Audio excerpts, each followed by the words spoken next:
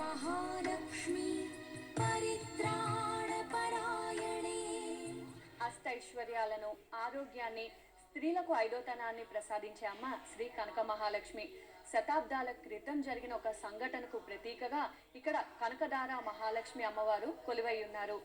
ఆది శంకరాచార్యుల వారి దివ్యత్వానికి అమ్మవారి అనుగ్రహాన్ని భక్తులు తెలియజేయడం కోసం ఇక్కడ ఇటీవలే శ్రీ కనకదార మహాలక్ష్మి ఆలయాన్ని నిర్మించారు. ఇక్కడ అమ్మ నిత్యం భక్తుల నీరాజనాల్ని అందుకుంటున్నారు. नमस्तेस्तु महामाये श्रीपीठे सुरपूजिते शङ्खचक्रगदास्ते महालक्ष्मी नमोऽस्तुते।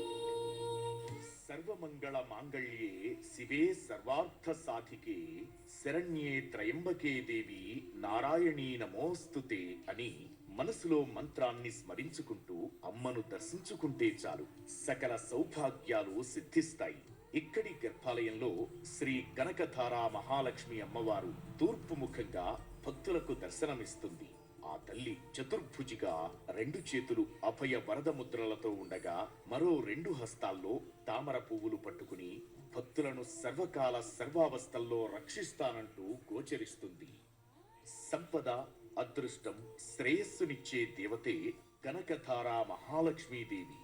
మహావిష్ణువు జీవిత భాగస్వామి నారాయణిగా ఈ శ్రీమాత అనుగ్రహం ఉంటే సకల కార్య సర్వావస్థల్లో సుఖశాంతులకు లోటు ఉండదు.